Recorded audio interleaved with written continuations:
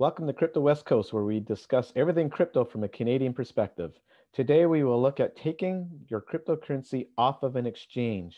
There's an expression in cryptocurrency, not your keys, not your coins. So today, we're going to look at you taking control of your keys, which give you permission to own your coins on the blockchain. The reasons you would take your cryptocurrency off of a Canadian exchange is because of risk. If you leave them on the exchange, you run the risk of the exchange getting hacked or going out of business. And if something like that happened, you may be out of luck with your assets. There's actually a rather famous yet controversial example of a Canadian exchange that lost its customers' coins.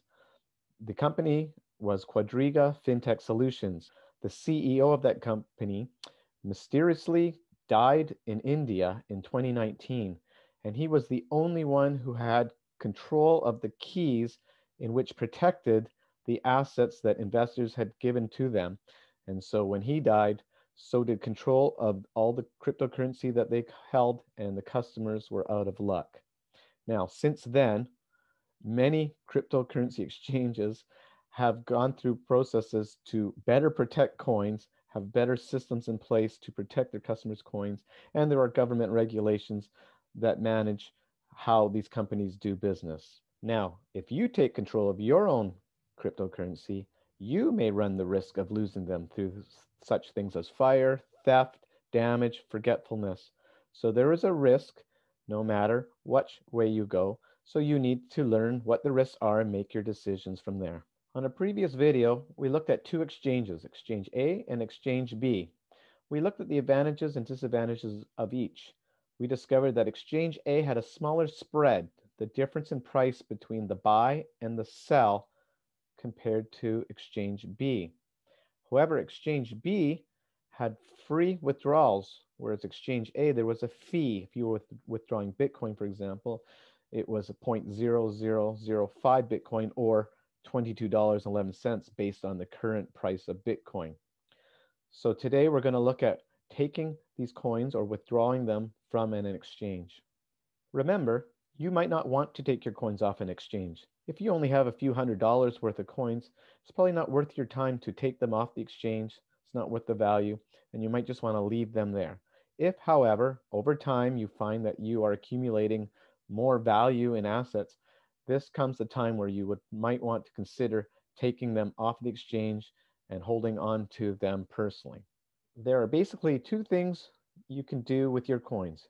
You can move them to a crypto wallet, or you can move them to a custodian who will hold your keys, but you will earn yield on your coins, kind of like earning interest.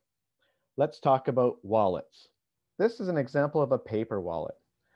Paper wallets and electronic wallets all work on the same principles, only visually we can see the paper one, whereas the digital ones we cannot see what's happening.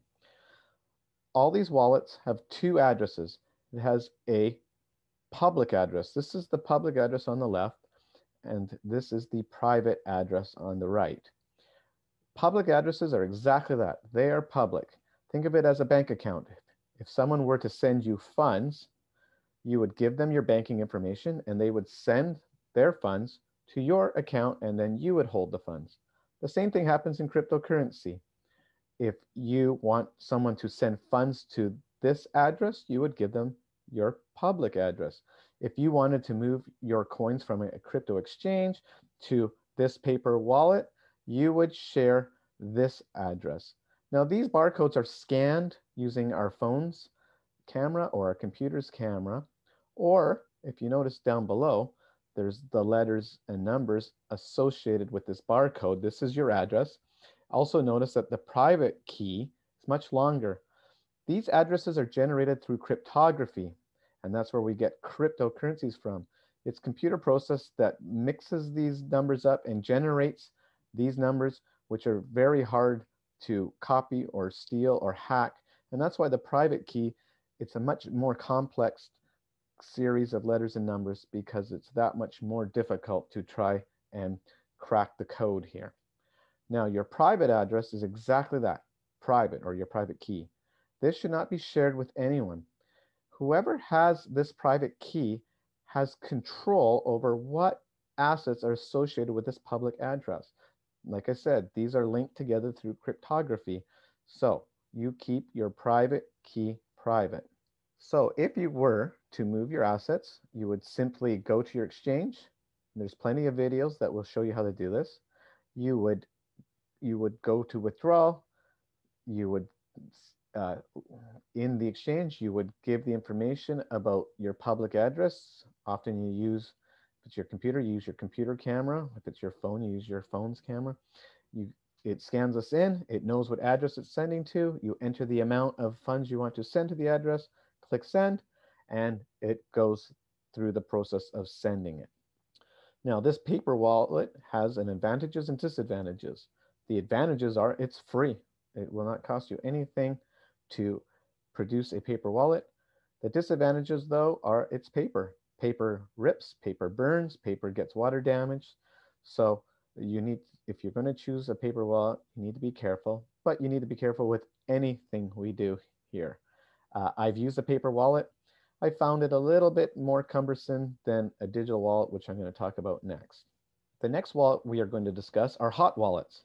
Hot wallets live on your phone or computer, and they do exactly the same as the paper wallet, only digital form. Hot wallets are downloaded off of the internet. You go through the registration process, and you create what's called a seed phrase. It's important to note, no matter which type of wallet you use, you do not have anything in your wallet. Your cryptocurrency lives on the blockchain. What you own is the private key associated with a public address.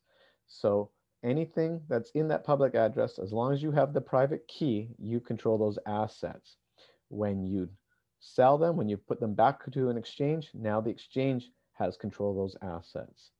Copies of these seed phrases should be made in duplicate. You should store them in different places, at home, at the office, in a safety deposit box. Remember, if you need to recover anything on your wallets, you need these seed phrases. Some of the most common hot wallets out there are the Exodus wallet, the Atomic wallet, and the Coinbase wallet. I've used all three and haven't had any issues with them. The advantages are they're easier to use than probably a paper wallet, easier to manage. The disadvantages are they live on the internet, and anything that lives on the internet has a way that could possibly be hacked. So just be aware of that. A third type of wallet is a cold wallet. Cold wallets are actual pieces of hardware. They look like USB sticks that you plug into your computer or phone, and this is where you connect to the internet. Now, they get connected, but then you disconnect them from the computer, and now there's no connection between your computer and the internet, and therefore they cannot get hacked. They work in the same process as a hot wallet. You go through the seed phrase, generate your 24-word passcode, and you can always recover whatever funds you had on that hardware wallet, that cold wallet, if something should happen to it. The most common cold wallets or hardware wallets are nano ledgers and Trezors.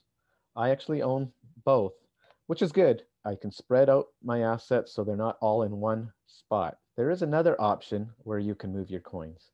Instead of moving them to a wallet, you could send them to another company who will hold your cryptocurrency, but in holding it, you will earn yield.